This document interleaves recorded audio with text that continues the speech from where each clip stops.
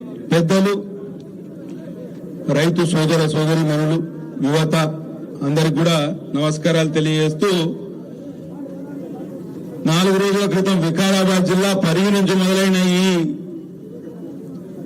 రైతుల ఓదార్పు యాత్ర ఇవాళ నిర్మల్ జిల్లా సారంగాపూర్కు చేరుకున్నది. పెద్ద ఎత్తున తరలివచ్చిన మీకు అందరికీ శుభాభినందనలు తెలియజేస్తూ 2 విషయాలు మీ ముందు ప్రస్తావించే ప్రయత్నం చేస్తాం. మీకందరూ తెలుసు, ఇవాళ రైతు ఏడ్చిన రాజ్యం ఏదైనా బాగుపడ్డదా? రైతు ఏడ్చిన వ్యవసాయం బాగుపడలే, రైతు ఏడ్చిన రాజ్యం కూడా బాగుపడలే.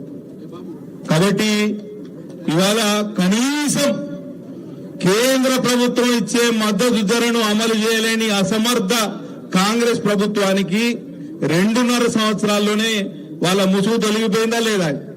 కాంగ్రెస్ అంటే ఏంటిదనేది ప్రజలకు, రైతులకు ఇదంతా అర్థమైందా లేదా? ఇంకా అర్థం కాని వాళ్ళు ఎవరైనా ఉన్నారా? అవునా? రైతు బంధు పెట్టి రైతు భరోసా ఇస్తా అన్నాడు, ఇచ్చిండా? 3 కిస్తీలు ఎవరికే ఎగ్గొట్టిండు. ఇప్పుడు ఎన్ని ఎకరాలకు వచ్చింది? 2 ఎకరాలకు మాత్రమే వచ్చింది. 3 ఎకరానికి 45 రోజుల్లోపు మొత్తం అందరికీ రైతు భరోసా ఇస్తా అన్నాడు. ఇచ్చి అది చెప్పి ఇప్పటికి 2 నెలలు అయింది, ఇప్పటికీ ఇవ్వలేకపోయాడు. కాబట్టి నేను చెప్పేది ఒక్కటే, ఇవాళ గతంలో పనిచేసిన ముఖ్యమంత్రి కేసీఆర్ గారు బాగానే మాటలు చెప్పేటోడు. వరి వేస్తే ఉరేస్తా అని అన్నాడు. అవునా కదా? అవునా కదా? ఆయన ఉరేసిండో లేదో కానీ ఇప్పుడు ముఖ్యమంత్రి ప్రత్యక్షంగా ఉరివేసే కార్యక్రమం చేస్తాడు, రైతులు నట్టేట ముంచే కార్యక్రమం చేస్తాడు. కాబట్టి మీరందరూ కూడా ఒకసారి ఆలోచన చేయండి. మొక్కలు కానివ్వండి, జొన్నలు కానివ్వండి, వడ్లు కానివ్వండి,